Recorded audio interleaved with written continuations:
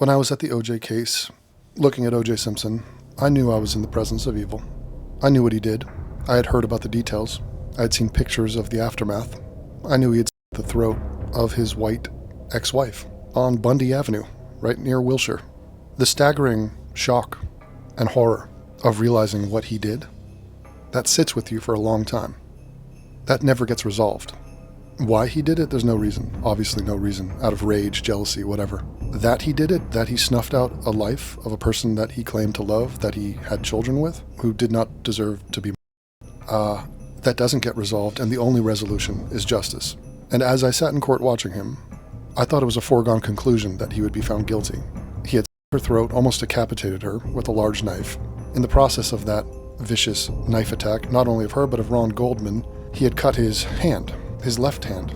He is right-handed. He used the right hand to hold the knife. One of his two victims had grabbed one of his gloves, had removed that glove, and he slashed badly in a couple spots his finger on his left hand.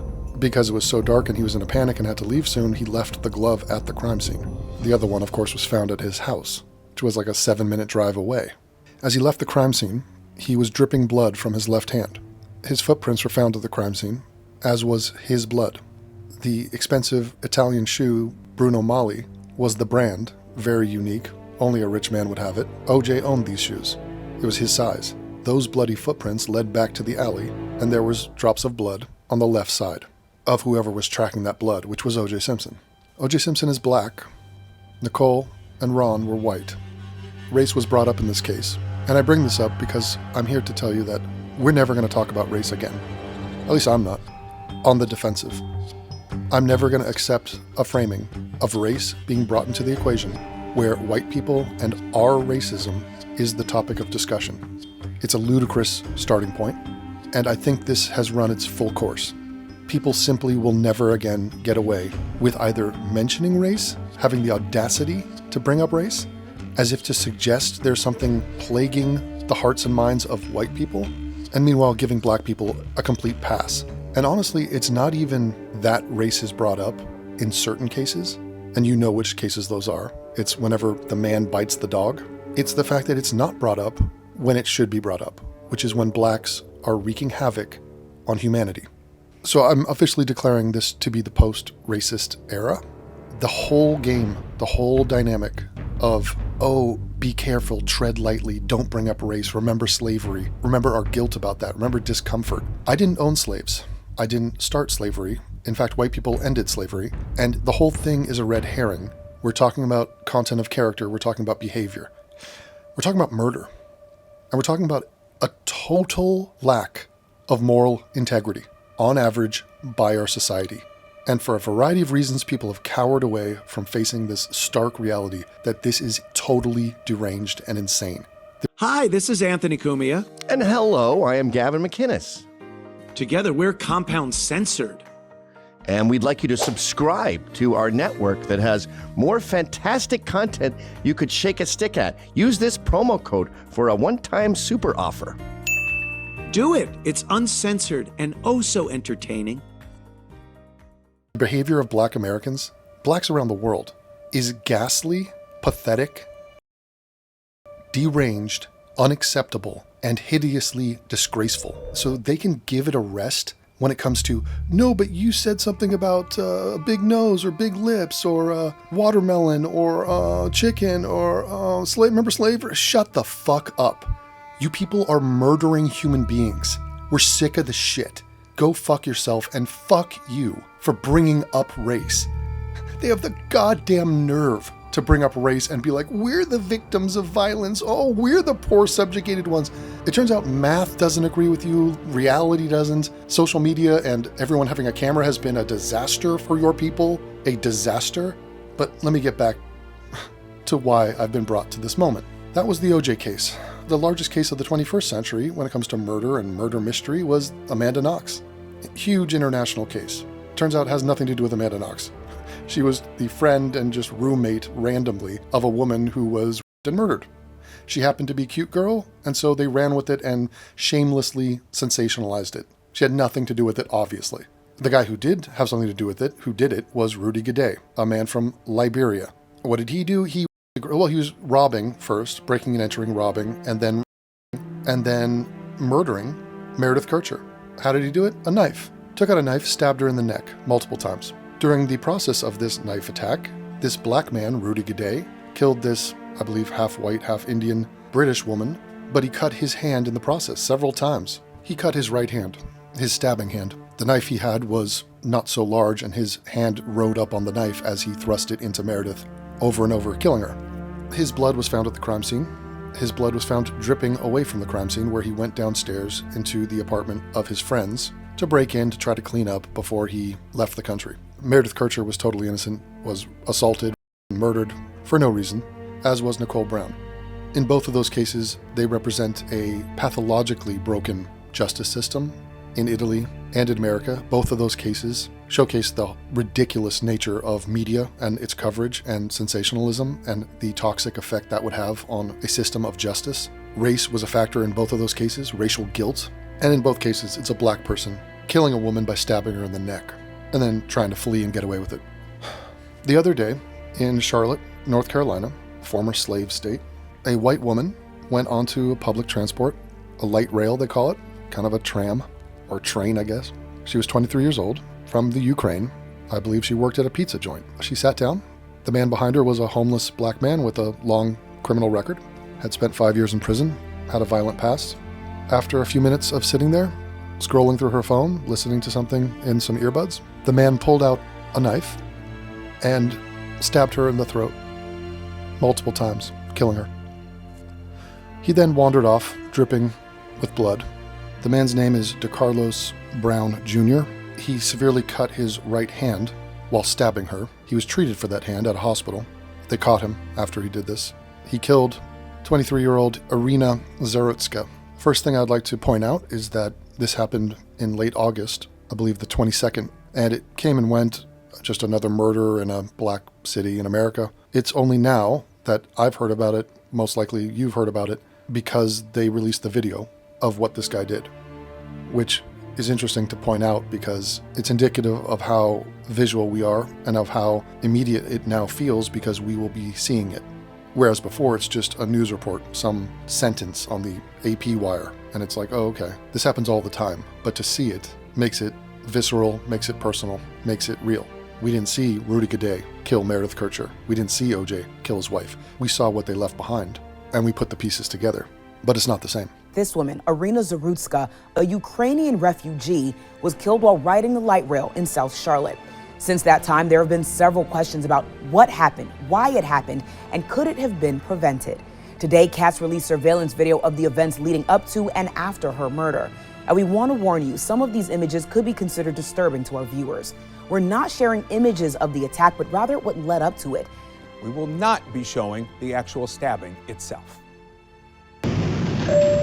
It's 9:46 p.m. You'll notice right away, this looks like any other ride aboard the light rail. People are doing what they do these days, keeping to themselves, scrolling on their phones as they ride along. The man accused in the killing, DeCarlos Brown, is in the red hoodies on the right side of your screen. He appears to be maybe a little emotional, perhaps a little agitated, but nothing disruptive. There's nothing that gets anyone's attention.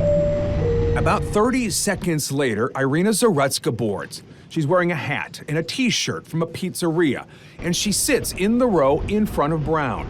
She has earbuds in and is looking at her phone. She too's just minding her own business. They ride along for around 4 minutes with nothing unusual happening. Then around 9:50 p.m., Brown reaches into a pocket. We've zoomed in on it here. He pulls out a pocket knife. No one notices a thing. Seconds later, he would stand up, and from behind, unprovoked, as we stop the video, he would stab the young woman several times. She had no chance to defend herself. The attack was over in seconds, and when it was over, Brown walked through the train attempting to get off. Few passengers, if any, at first realized what had happened, until they noticed drops of blood on the floor. 90 seconds after the attack, a bystander rushes down to begin lending aid to Zarutska. She would die from her injuries. 30 seconds later, 9:52 p.m., 6 minutes into the video, Brown leaves the light rail. The video here shows us just how quickly things happened and how difficult it would have been to prevent once he got on the train. And that is an important part to all of this. From what we've been told, Brown never should have been on the train. Authorities tell WBTV he did not buy a ticket. CAT says it is working on ways to keep fare skippers off mass transit. Siobhan? Okay, then ban black people from public transport because they skip paying fares all the time. I mean, how pathetic is our society? That we think this is an issue of paying the $5 fare to get on that train? You think that's the choke point of concern here? We're not going to acknowledge or recognize the act of barbaric evil that we just witnessed. That act of him doing that is as fucked up and evil and wrong. There's got to be better words. Diabolically insane, like we must immediately kill you worthy fuckery from this dude. That's as evil as anything a human has ever done. So, whether it's Luca Magnotta suffocating 2 cats on film and uploading it, kittens, or luring some Asian gay guy to his apartment and then killing him and chopping up his body, any serial killer, any genocide, any Holocaust, that act right there is 1A and 1B. That's as bad as anything you've ever seen. And this guy just ghosted it and talked about fare jumpers. You think we're going to filter out that kind of madness by requiring a $5 entry fee? No comment on what that behavior represented. The zero motivation, as if there could have been a motivation. I mean, it's totally fucking crazy. Why am I alarmed? Oh, Devon's just one crazy guy. Abso-freaking-lutely not is it one time, or 100 or 1,000. This shit happens constantly in our country and around the world. I did a story a couple years ago, UCLA girl from my hometown, the Palisades. She was by herself working in a high-end furniture shop on La Brea Avenue in LA. Homeless black guy walks in, pulls out a knife, stabs her to death, walks off. Seeing a similarity here, I was enraged by that one. I'm thinking of the girl that was going to the college out in New York. Private school, young girl, Tessa Majors. A couple of young black kids, like 13 years old, pull out a knife, kill her. Like, I'm done. I'm done with this shit. The fact that 0 black members of any fucking part of our society are going to come out and say a fucking thing about this, so that is, it's not going to be discussed on a racial lens at all. None of the coverage I'm about to show you mentions race. They have the nerve to not mention it. After we have to sit here and be bombarded as if we're a goddamn problem in the world, and as if blacks, oh, we'll bring up race if it's to promote blacks, if it's to say blacks are victims, if it's to say fuck whites. That's ridiculous. The silence on this is beyond deafening. It's credibility incinerating. It's the annihilation of any credibility you might give to somebody. So NAACP is not gonna say shit. Black Lives Matter won't say shit. Any of these black grifting scumbags won't say a goddamn thing. Oprah Winfrey will not post about this. No one's gonna mention race. All of the Hollywood elite, nobody will comment on this. And they'll say, oh, wow, hope a new news event happens so that we can forget about this thing. Yikes. This has happened so many times. I'm also thinking back, there was a public transport situation in Florida. And there was some black guy like just beating on a white woman for no reason, just punching her over and over again. So I'm going to show you the footage of this, and it's a marvel to see how they try to react to this without mentioning race, without tying this to any other pattern. It's an act of cowardice, amorality, weakness, and cope. And it's the most sniveling way that these people are trying to address what we just saw. It's completely insane. This isn't about this guy. This is about a larger pattern. You pretending that that isn't a real thing is also fucking crazy, like super crazy as a species. It's not good enough. I'm not going to hear a single thing from any black anything. If you're going to talk about race, this is the topic.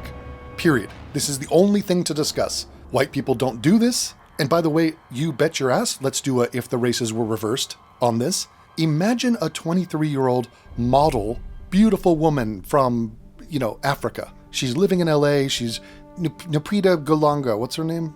Forget that African. Lupita Nyong'o? I forget. She's sitting there just minding her own business, totally innocent. Some vagrant asshole criminal white guy, for no fucking reason, pulls out a knife on video, stabs her to death. That woman would be George Floyd, Rosa Parks, Emmett Till, Tamir Rice, all of them put together. It would be obsessed over. It would be glorified. That person's name and image would circle the globe 1,000,000 times over forevermore. She would be enshrined in history as being this symbolic icon of victimhood. It would be fucking insane. We would never hear the end of it. And they would have the nerve to pretend like this is a trend. This happens all the time. It never happens. And even if it happened once, they would try to force it into being the main thing, the headline. Oh, this is indicative of a real trend here. And in reverse, in reality, what we have is everyone is silent to their detriment and to their eternal shame. And we're faced with the aftermath of grappling with what we just saw again. Again, we saw it. And that could have been you, it could have been me, could have been your mother, your sister, your daughter. That's the world we're in? This is the coexistence of blacks? You live with blacks, this is something you have to accept. And what's our measure? What's the measure that we take now to stop this, to combat this? Throw this one dude in jail? Kill him? Great, I guess problem solved, right? Oh yeah, we put down that one pit bull who mauled a kid. That pit bull's no longer here. So I guess the problem's gone. Nothing to do with pit bulls and their behavior. Probably won't happen again.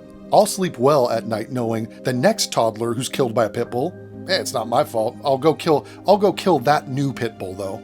Hey, maybe if we crack down on turnstile jumpers, who by the way are all black.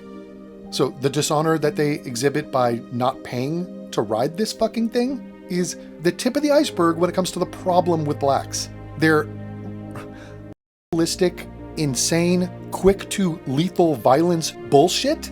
Slightly larger problem, to the point where you mentioning that he didn't pay to be on this train is a fucking sick joke. It has nothing to do with anything. Of course they don't pay. They steal, they rob, they assault, they kill, they rape. Kind of a larger thing happening here, my man. Jesus Christ. Now here's the next news channel, their attempt to grapple with this.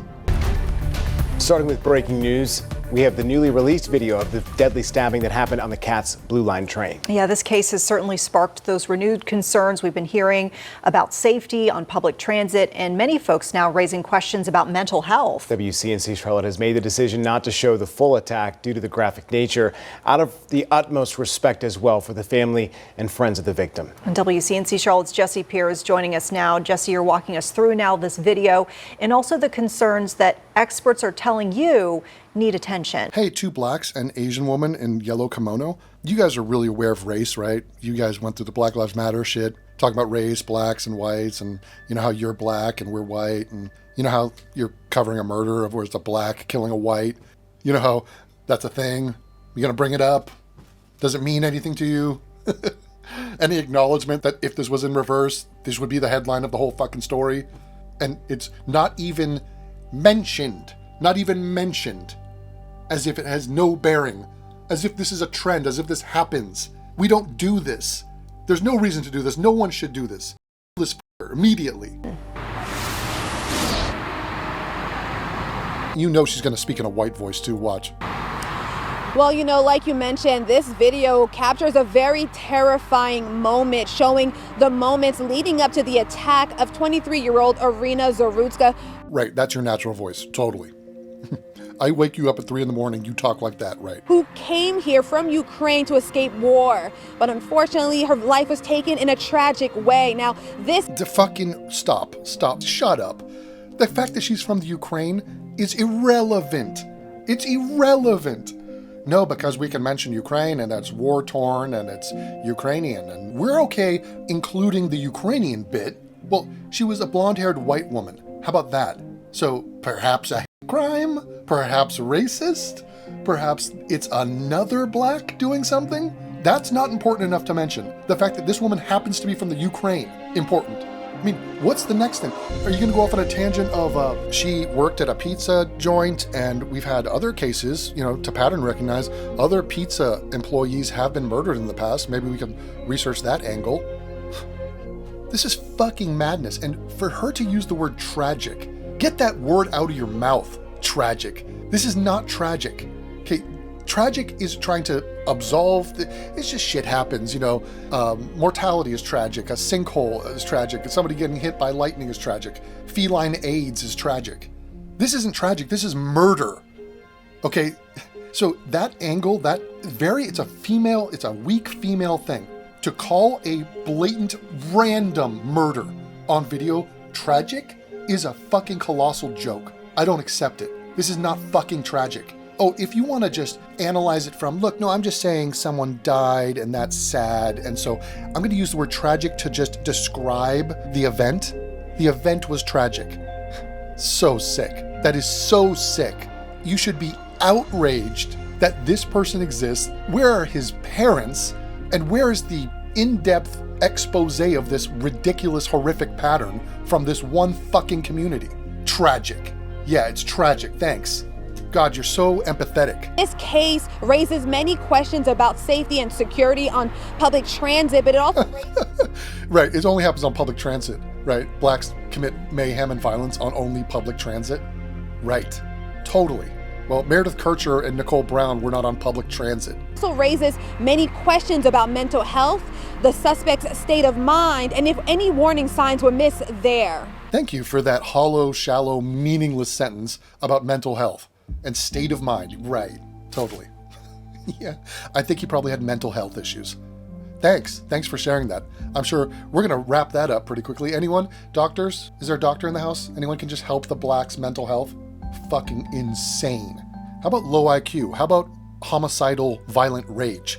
How about a track record of hundreds of years of the same shit? Not just in our country, in every country. How about acknowledging that this is a black problem? Fucking hell. This is video surveillance of the night. Irina Zarutska enters the blue line at the East-West Boulevard station stop. You can see she takes a seat. Why are you blurring out these other people? Blur out the victim if you're gonna... Wait, you respect the privacy of these random people on a train? Why are they being protected? They haven't done anything. What's the point of that? So you're covering your ass legally by blurring that out, but not blurring out the victim who got stabbed to death? The fuck? She takes a seat directly in front of DeCarlos Brown, the suspect. The suspect. And we're still gonna say the suspect. And why? For whose benefit is that to say suspect? Yours? Your legal department has advised you to refer to the guy, you're playing a video of him literally murdering a person and you're gonna say suspect. How about this? How about just take a step towards sanity? Don't call him the suspect. Say the murderer. Yes, I'm saying you, the news station, there's been no trial, call him a murderer. Why did you call him the man in the hoodie? Why not say the man suspected of being in a hoodie? We can't confirm or deny he's in a hoodie.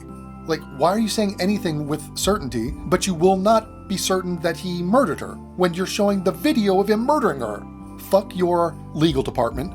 Fuck your use of the word suspect. It's indicative of the insane world in which we live, how these people have no capacity to address this. None. The fucking suspect. At first, nothing seems unusual, but 4 minutes later, he pulls out what appears to be a pocket knife and suddenly stabs Zarutska multiple times. Zarutska then collapses as Brown walks to the front car, takes off his sweater, and wraps his hand before exiting the train. Police arrested him on the platform shortly after. Kat says nothing in Brown's behavior that night raised alarms before the stabbing. Former FBI agent and former federal prosecutor Former federal prosecutor M. Quentin Williams gave us his take on this and whether improved security could help prevent future incidents like this one. I think they have a good camera system, and that's really important. And that can be a deterrent in and of itself. It also helps to solve the crime, which it did here. What the fuck? So they cut to this black dude. You think these blacks care that there's cameras? Dude, yeah, that'll solve it. What is the camera gonna do aside from record you being murdered? He doesn't give a shit. Do you realize how far off we are from actually addressing this problem? Cameras. Right, okay. By the way, they put cameras in the BART system in San Francisco, and it turned out black kids would come in and just rob and assault everyone. And the news decided to not show that footage, and the public was not informed of who was doing all the robbing in the BART, because they're like, oh, we're worried about how people are gonna react to that, because we know it's a bunch of blacks, and we're worried that they might, people might be racist. Like, it's fucking crazy. My question would be about the private security or off-duty police security that patrols the line. Okay, so let's have, make it a police state, and let's have, we have to hire secret private security to monitor and keep an eye on the blacks of our country at all times. Awesome. Thumbs up, buddy. Great. Is that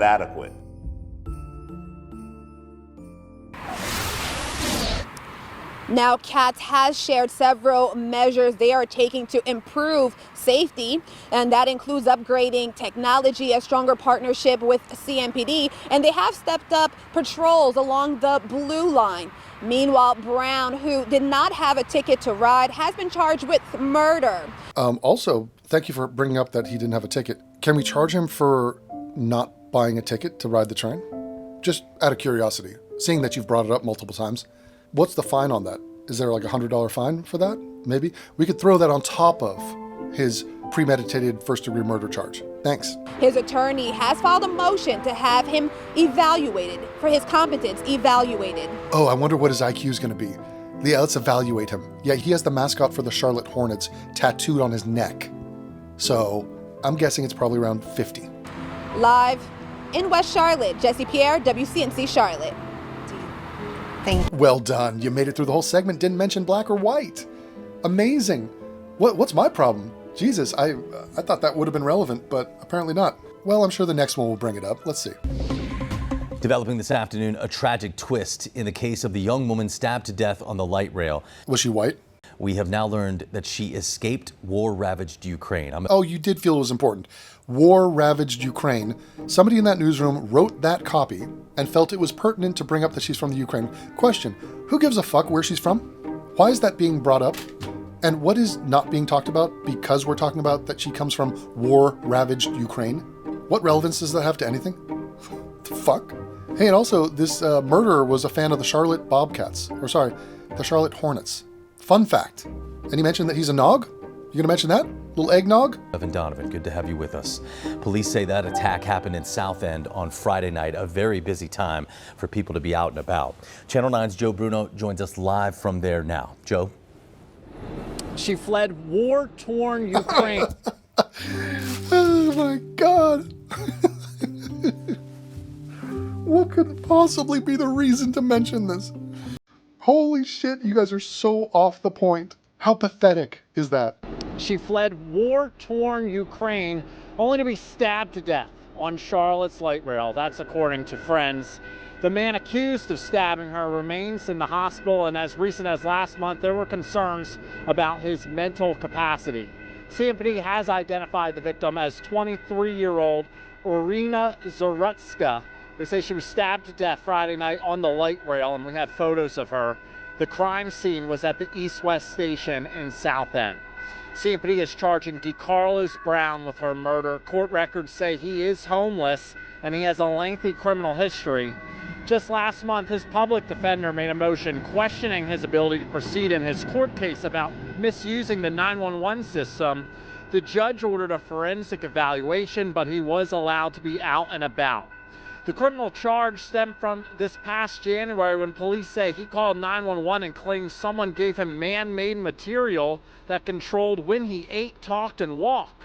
The magistrate allowed him to be released from jail without paying anything on a written promise to appear. And police have not said what led up to this stabbing. We will likely learn more in court, but the first appearance has not been set yet because he has not been formally charged. Reporting live in South End, Joe Bruno, Channel 9 Eyewitness News. An absolutely tragic stabbing case. Joe, thank you for the update. Okay, so nothing of importance. I mean, just not going to address anything. I mean, the gaslighting is crazy. The stabbing death of a Ukrainian woman in South End is an unexpected blow to the small Charlotte community of Ukrainian immigrants who've escaped their war-torn country. Oh my God. He did a double tap on the Ukraine angle. It's a blow to the Ukrainian community of Charlotte. You felt that was worth talking about. Okay, right.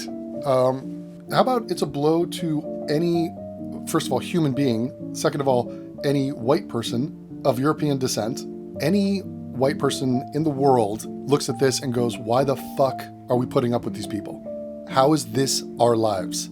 And they're pretending like this is only a concern for the freaking Ukrainian community of Charlotte. Right. Thanks for joining us on Queen City News at 10. I'm Brian Blakely. It has been 5 days since 23-year-old Irina Zarutska was killed on a CATS light rail train by someone police say she never met. Tonight was Zarutska's funeral. Queen City News reporter David Schumann spoke to a refugee who says her murder made this week's Ukrainian Independence Day hard to celebrate. That's 3 mentions of Ukrainian. Deadly stabbing near a Cat's Light rail station in Southend the night of August 22nd. GMPD has the one in custody. GMPD also advised one has tourniquet applied. Police accused DeCarlos Brown in the murder of Irina Zarutska. The 23-year-old woman left Ukraine for the Charlotte area 3 years ago to escape her country's war with Russia. Everybody was shocked, and people still are. Anna Bonder is also a Ukrainian refugee. She says Ukrainians are used to horrible news, but usually from home, not in North Carolina, which she calls the bright, sunny half of their lives. We're used to horrible shit out there, but we don't have the blacks. I mean, that's a whole new thing. Charlotte is considered a safe place by most people. When something this dark happens here, it is truly devastating and shocking. And I think that it should not happen to anyone anywhere in the world. Dozens of family members and friends attended Irina's funeral Wednesday here in Huntersville. Her obituary says she had a deep love for animals and wanted to be a veterinary assistant. Zarutska's obituary calls her a gifted and passionate artist who shared her creativity generously, gifting family and friends with her artwork. She loved sculpting and designing unique, eclectic clothing. An online fundraiser has been started to help support the family. David Schumann, Queen City News. A bright and beautiful woman who was stolen from their family, and they say they are heartbroken. This is unimaginable loss. No family should ever have to experience such pain from a senseless act of violence. Meanwhile, Kat says it is being proactive in improving riders' safety, from increasing patrols in security hotspots, cracking down on fare evasions, and repeat offenders. But is it enough? Loved ones of Zarutska calling to city leaders to take action. I asked the city manager to provide us immediate actions that we need to keep our riders and our operators safe. Our crime rate is down compared to other cities, but that has no impact on those individual families that have faced whether losing a loved one, whether they've been a victim of a crime. The reality is we need more officers. Jesus Christ, that woman is a hot mess. Yeah, I think it goes beyond fare evasion, and I think the gaslighting of not hearing any discussion about the scourge of black crime in our country and the nature of the horror of this one in particular is very demoralizing. What kind of kids do you think this woman is creating? Do you think this woman has a husband? I ask this of you. And for her to try to say crime is going down, any black city in our country, crime is ridiculously high. So for her to be like, you know, glass is half full. The murder stats are half full. It's not as bad as yesteryear. Like, what the fuck? It's a gong show. And the audacity for her to, in the wake of some beautiful 23-year-old being butchered, she sits there and goes, crime ain't so bad. What? It's horrifyingly bad. What are you talking about? What kind of point is that? It's her trying to cope with her community producing this kind of maniac over and over again. It's not just Charlotte, it's all over our country, it's all over the world, it's been documented. If you can't piece this together, you're either retarded or a coward. You have no moral code, no compass whatsoever. You've lost touch with your own humanity. You have zero sense of honor or pride. You're a complete failure in determining what is right and wrong. And your silence is a catastrophe, personally, ethically, and for everyone to see and witness the deafening nature of the silence on the fact that this was yet another black person, bleep, committing a ridiculous crime, and it's time to spam this shit. And if anyone utters race, if you bring up race, we're going to talk about this white woman, and not about her war-torn Ukrainian status, but that her name was Irina Zarutska, and she was murdered by a black person, and now it's up to you. When you were a kid, remember you were going to grow up, you're going to be tested in your life, challenged. This is the challenge.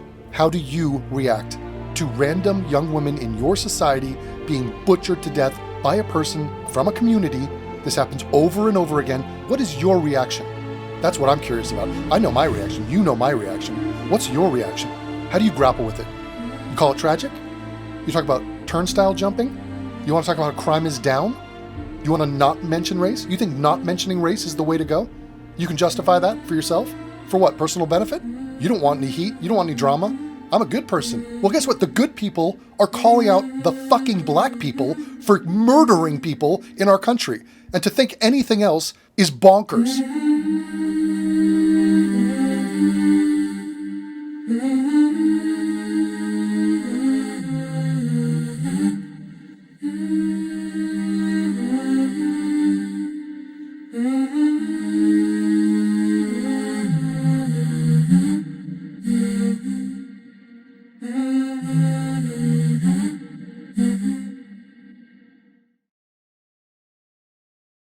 So if you enjoyed that clip, then subscribe to Compound Censored using this promo code.